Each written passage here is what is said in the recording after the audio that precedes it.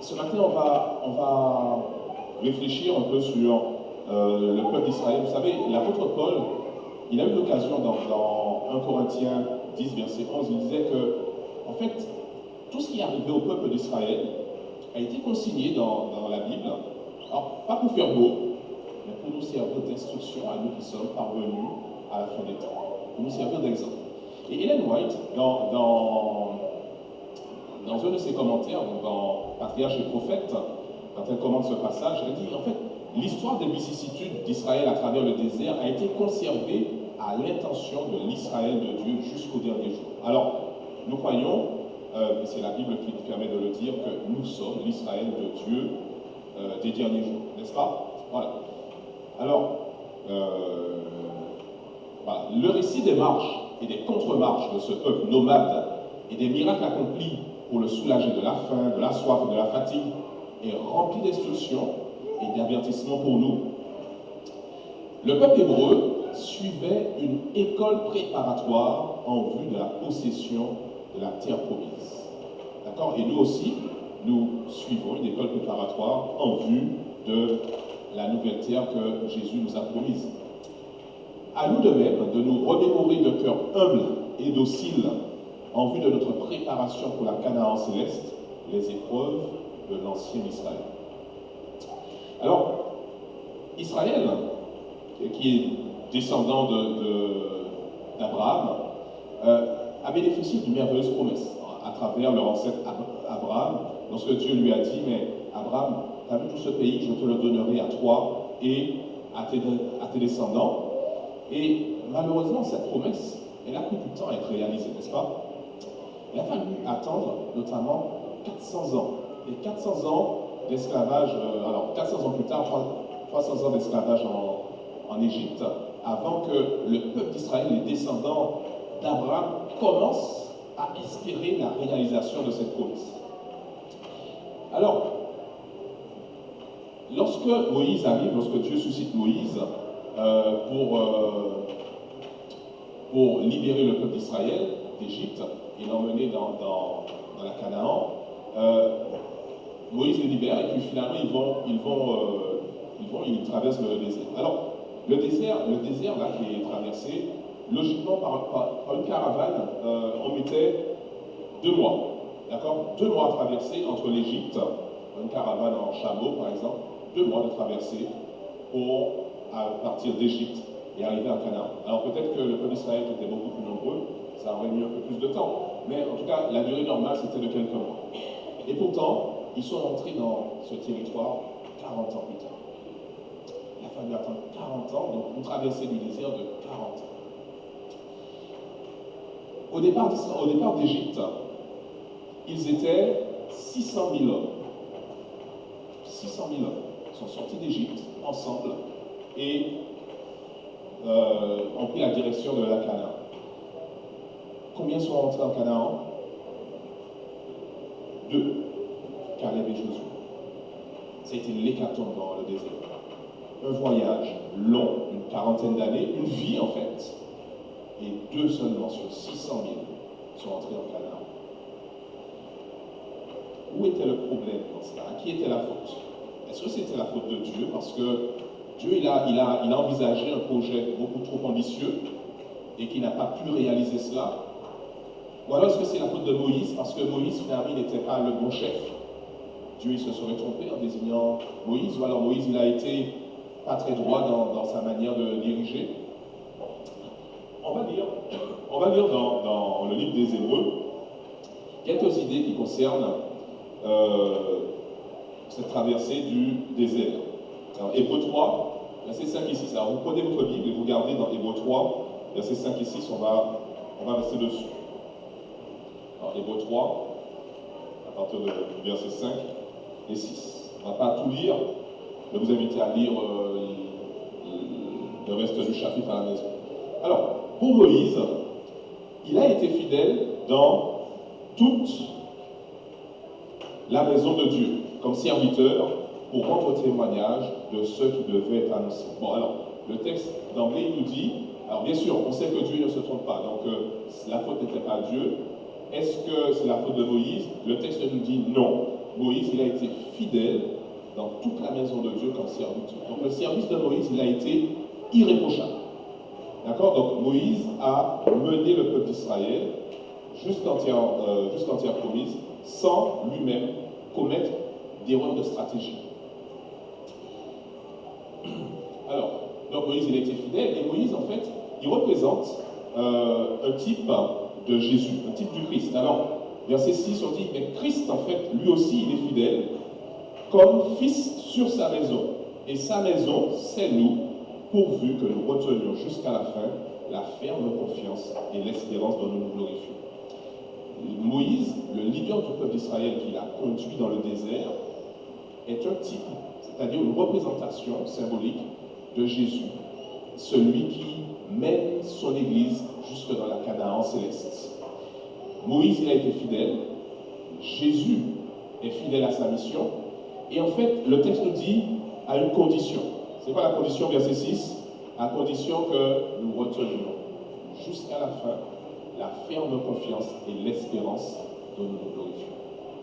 En fait, la faute, c'est ni celle de Dieu dans sa promesse, parce que la promesse de Dieu est certaine et Dieu, il a la capacité, par sa nature, d'accomplir sa promesse. Moi, si je vous fais une promesse, vous allez peut-être la mettre en doute parce que je suis faible et je suis défaillant, je ne vois pas plus loin que les secondes là qui viennent. Mais Dieu, il ne défaille pas. Il est tout puissant et quand il promet, il est capable d'accomplir sa promesse. Jésus également est capable de diriger son Église jusqu'à la fin. Même quand on a l'impression parfois que l'Église est en train de dévier, est en train de perdre pied, est en train de couler, Jésus, il est fidèle. Et la faute, en fait, c'est toujours la nôtre. Parce que bien souvent, nous ne sommes pas constants dans la confiance que nous avons en lui et dans l'espérance que nous mettons dans la réalisation de sa promesse.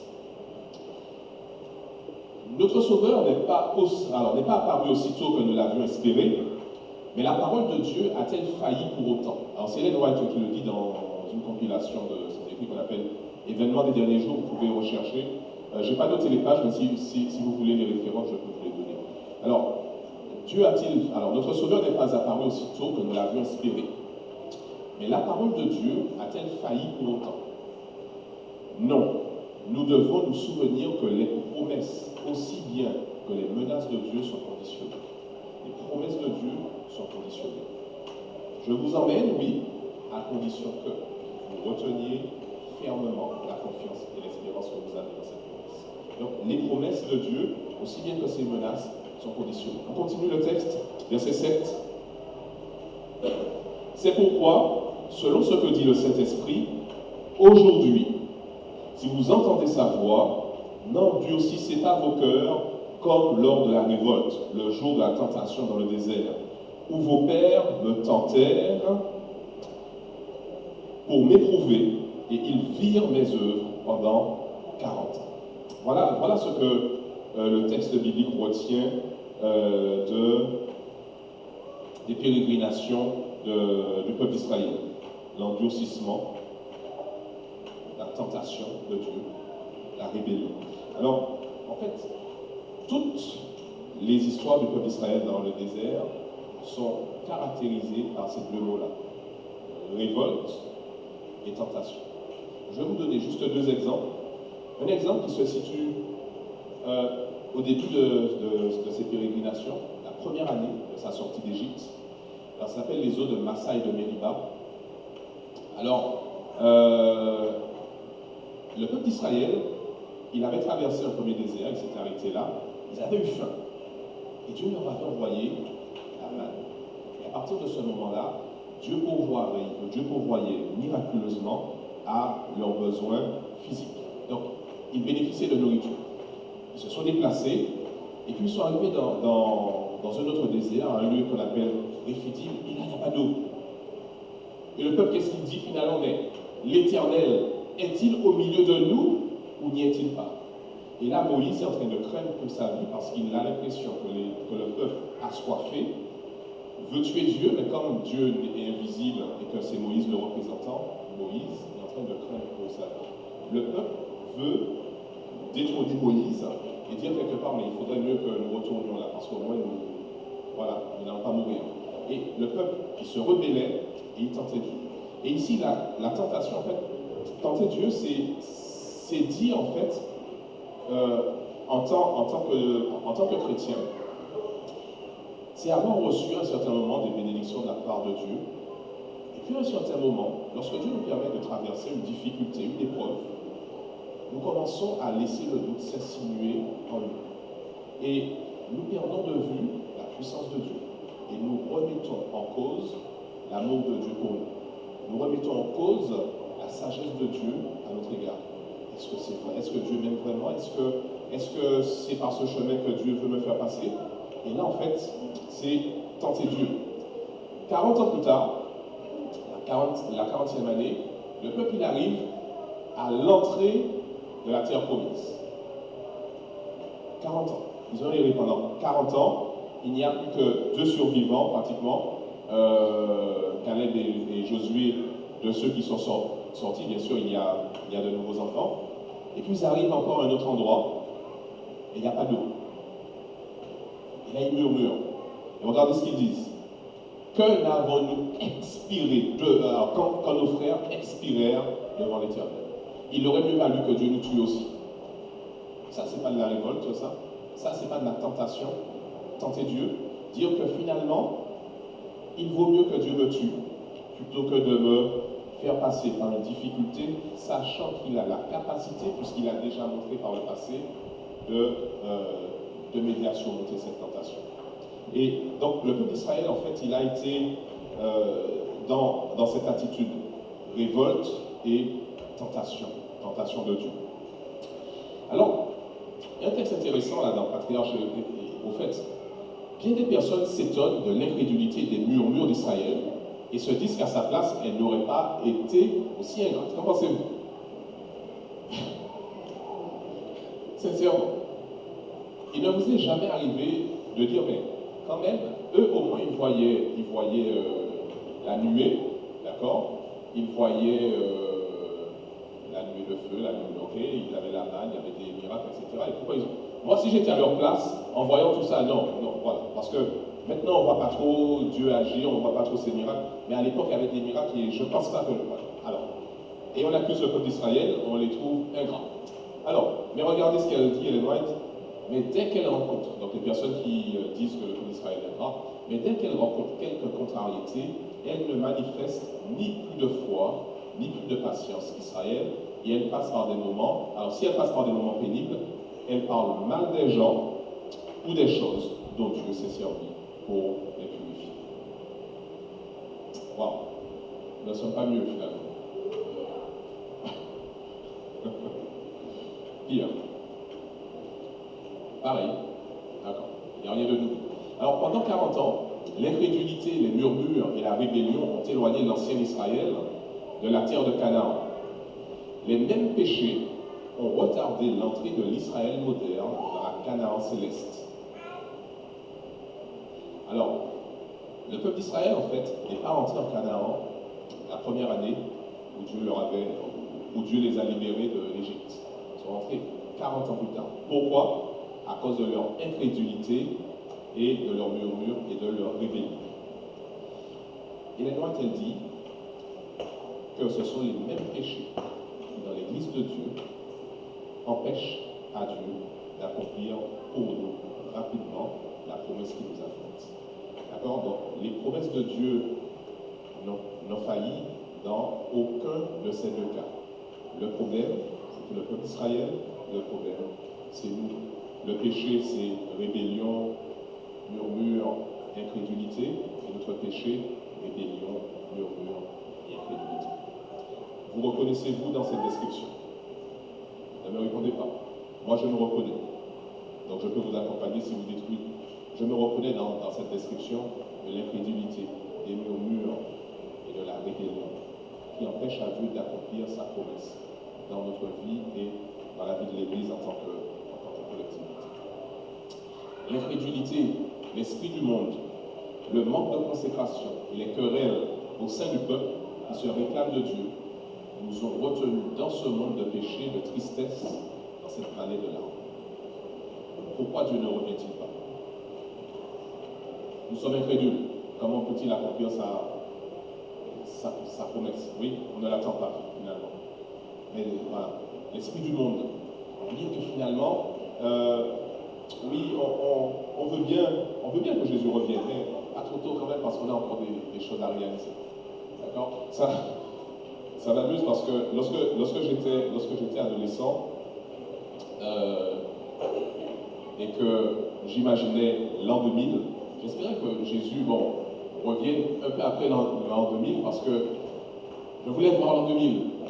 Vous comprenez? C'est un peu ça quand même. C'est-à-dire qu'on est préoccupé par ce que ce monde nous offre. Alors, il peut parfois nous offrir de bonnes choses, et tant mieux.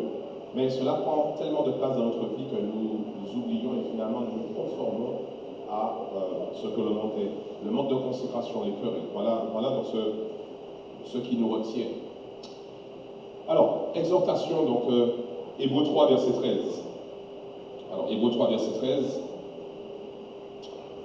L'auteur, après avoir décrit cela, après nous avoir fait voir que nous ne sommes pas mieux que le peuple d'Israël, dit au verset 13, mais exhortez-vous les uns les autres, c'est ce que nous faisons, exhortez-vous les uns les autres chaque jour, aussi longtemps qu'on peut dire aujourd'hui, afin qu'aucun de vous ne s'endurcisse par la séduction du péché.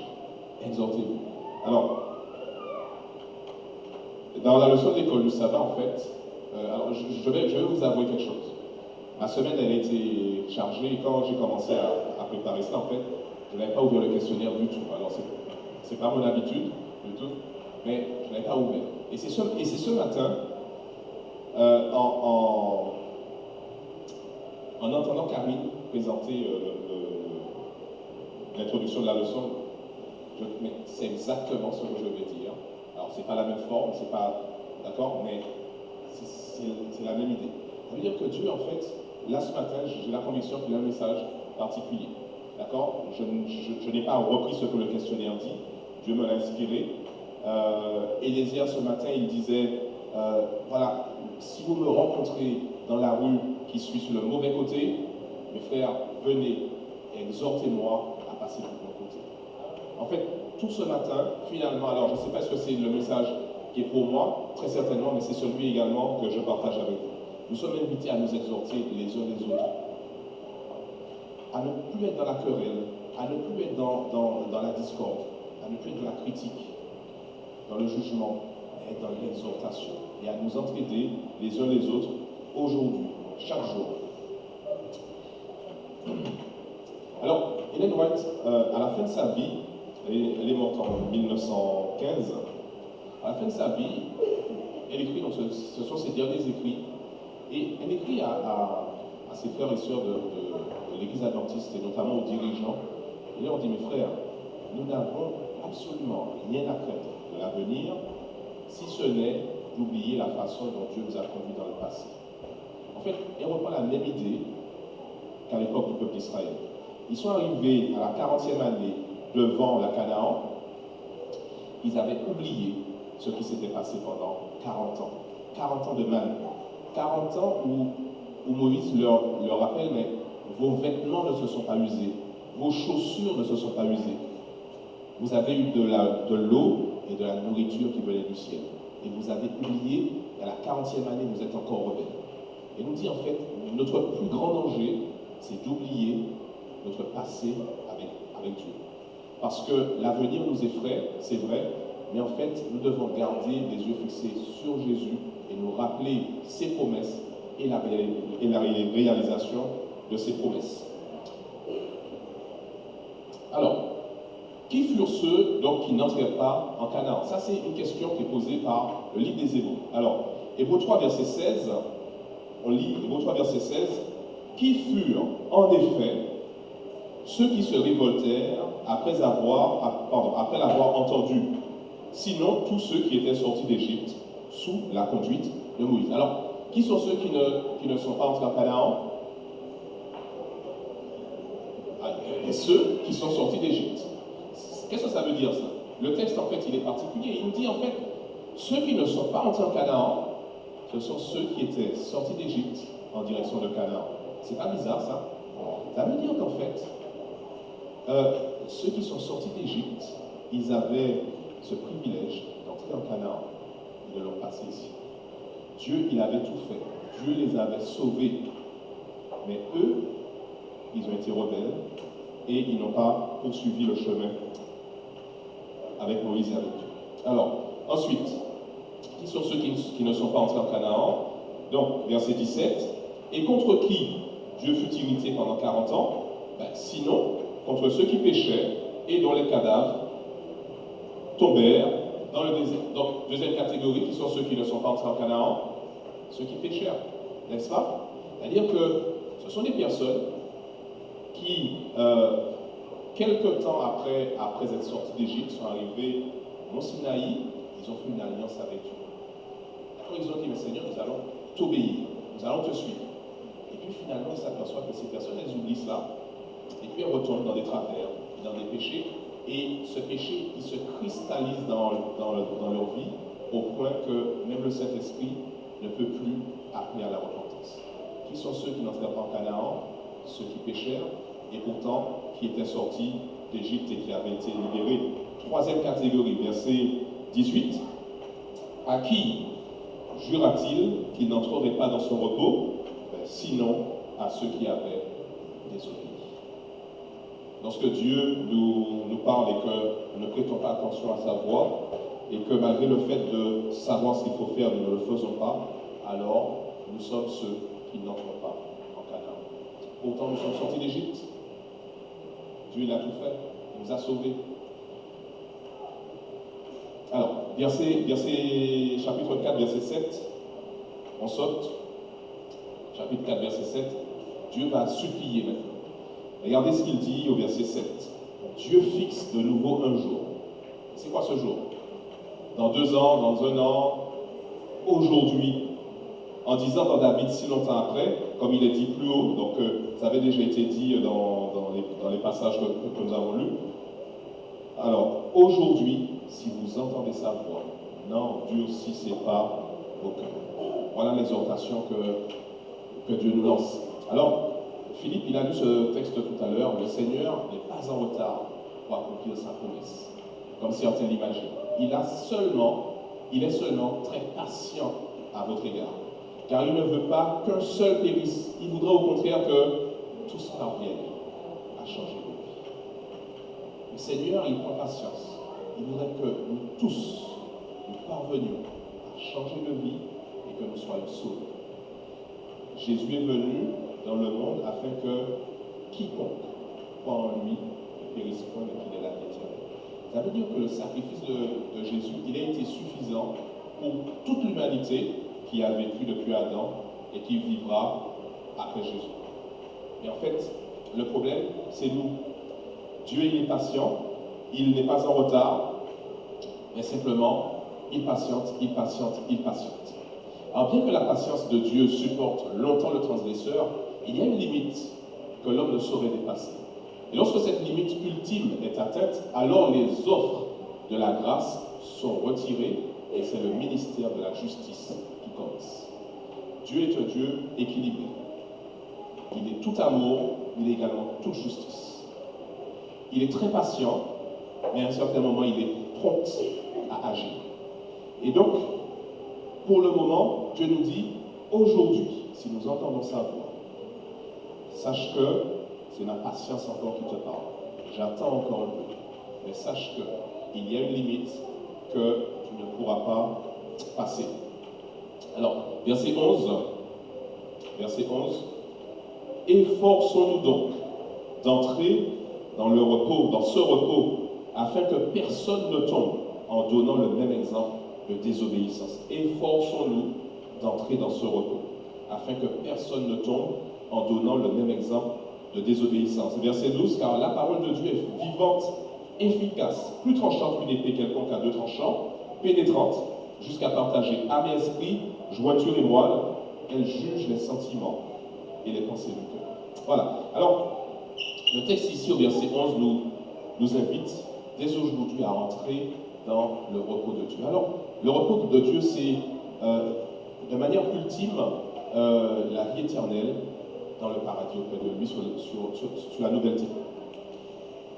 L'auteur là qui a fait ce beau dessin, il décrit les rachetés entrant dans la cité céleste et étant reçus par Jésus qui leur souhaite la bienvenue. Mais le repos aujourd'hui, c'est celui que Jésus décrit en disant, mais si vous êtes chargé, fatigué, prenez sur vous mon joug, je vous donnerai aujourd'hui même mon repos. Ça veut dire que chaque fois qu'aujourd'hui nous entendrons la voix de Jésus qui nous parle à travers le Saint-Esprit, alors nous devons décider de recevoir sur nous le joug de Jésus. Le joug de Jésus, ça veut dire sa présence dans notre vie. Sa présence, en fait, qui écrase toute chose dans notre vie. Et à part Jésus, il n'y a rien d'autre. Et c'est Jésus ensuite qui mène notre vie et qui la dirige. Et ça, c'est le repos qu'il nous demande de prendre sur nous dès aujourd'hui si nous voulons entrer dans ce repos ultime. Et il y a cette référence à la Bible en tant que parole de Dieu vivante, efficace, qui tranche et qui pénètre très loin pour séparer ce qui est mal de ce qui est bien. Et nous avons donc cette préparation efficace à travers la parole de Dieu. Et puis nous avons également dans d'autres textes bibliques une attitude dynamique à avoir. Alors certes, il faut attendre la réalisation de la promesse. L'apôtre Pierre nous dit qu'il faut non seulement attendre, mais il faut également hâter. Il faut hâter le retour de Jésus. Alors, regardez ce que Ellen White dit à propos de ça. Elle nous dit, il nous a été donné, alors il nous a donné le pouvoir, par notre coopération avec lui, de provoquer la fin de ce monde de misère. Pas merveilleux ça? Nous avons le pouvoir de provoquer la fin de ce monde de misère. Comment c'est possible ça? Mais tout simplement parce que, vous savez, l'ennemi de Dieu, c'est Satan.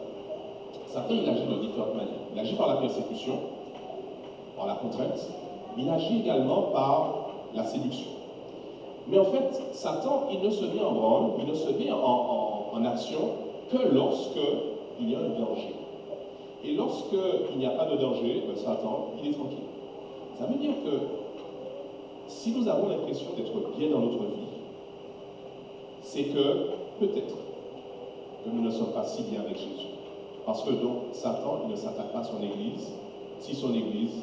En fait, Satan ne s'attaque pas à l'Église de Dieu si l'Église de Dieu n'est pas ferme en Jésus.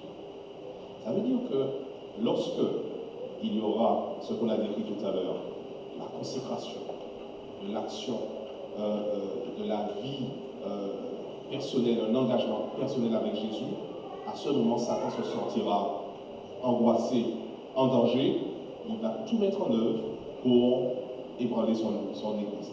Et à ce moment, toutes ces persécutions qui sont mentionnées dans le livre de l'Apocalypse vont se mettre en place. Et Jésus, enfin, pourra venir en disant, voilà, je libère mes élus et venez, prenez possession du royaume qui a été préparé pour vous. C'est le privilège de tout chrétien, non seulement d'attendre, mais de hâter la venue de notre Seigneur Jésus-Christ. Si tous ceux qui portent son nom portaient du fruit à sa gloire, comme le monde serait vite ensemencé de la semence de l'Évangile, la dernière moisson serait vite récoltée et le Christ viendrait réunir le précieux. Merveilleux, n'est-ce pas? Alors nous devons attendre en portant du fruit. Alors le fruit, c'est la préparation personnelle. Alors j'avais écrit des choses, oui, la préparation personnelle, mais c'est également ce que nous lisons dans la leçon de l'école du sabbat, à travers cette transformation que le Saint-Esprit produit en nous pour que cette transformation puisse rejaillir sur nos semblables. Hâter le retour de Jésus en semant l'évangile, c'est-à-dire que nous préparons le monde. Nous sommes adventistes du 7e jour, nous nous préparons, nous attendons et nous préparons également le monde à recevoir Jésus. Alors, on raconte que il y a quelques années de cela, il y a un navire qui transportait des moutons en mer du Nord, en Europe, au nord de l'Europe, et il y a eu un brouillard de plusieurs jours et le navire s'est perdu dans ce brouillard. Le navire il a dérivé sans savoir où il était pendant plusieurs jours. Et à un certain moment, les moutons, ils ont refusé de manger le foin que les propriétaires leur donnaient. Les moutons s'étaient tous rassemblés du même côté du navire. Ils commençaient à bêler, et ils ne voulaient pas manger. Alors le capitaine, les membres d'équipage et les autres furent étonnés et se demandaient mais finalement qu'est-ce qui se passe avec les moutons. Et puis, à un certain moment, le brouillard s'est levé. Et finalement, le capitaine et les membres d'équipage ont compris en fait, les moutons étaient en train de bêler côté de la terre parce qu'ils avaient senti tout près l'herbe qui était coupée pour les moutons qui étaient sur la terre. Est-ce que vous sentez l'odeur du ciel, frères et sœurs? Si nous sentons l'odeur du ciel, alors à ce moment, nous allons refuser le foin sec que le monde nous offre. Le monde, en fait, il nous offre des choses qui peuvent nous paraître intéressantes, mais Jésus nous dit, mais finalement, c'est de la rouille, de la teigne, ça disparaît. Par contre, ce foin bon, nouveau qui nous promet, c'est la paix avec lui, c'est la joie avec lui, et c'est la vie éternelle dans sa présence. À la fin du livre de l'Apocalypse, l'apôtre Jean, il met dans la bouche de l'église de Jésus, dans la bouche de l'épouse, il met ces paroles. Parce que Jésus dit, je viens bientôt. Il le répète plusieurs fois. Et à la fin, Jean dit, mais l'épouse dit, viens. Amen. Viens, Seigneur Jésus. Et ce que nous sommes invités à faire ce matin, aujourd'hui, à dire, mais Seigneur Jésus, Amen. Viens. J'ai hâte de te revoir. J'ai hâte de te rencontrer, de vivre avec toi éternellement.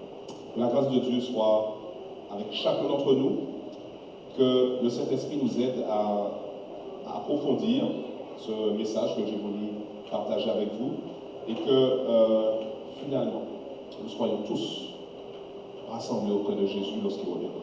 Amen.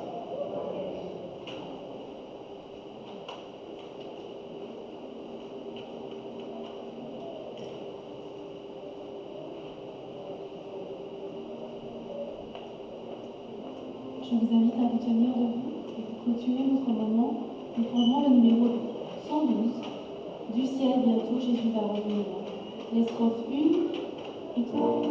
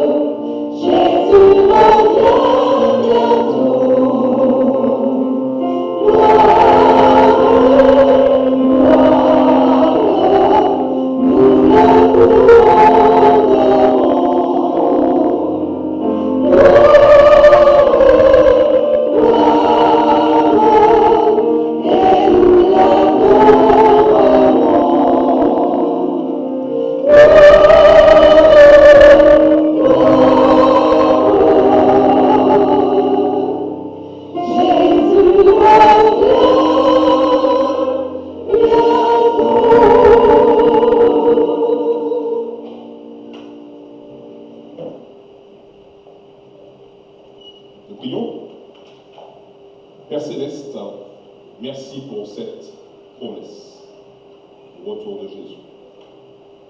Merci Jésus de nous préparer une place et de promettre de revenir bientôt nous chercher.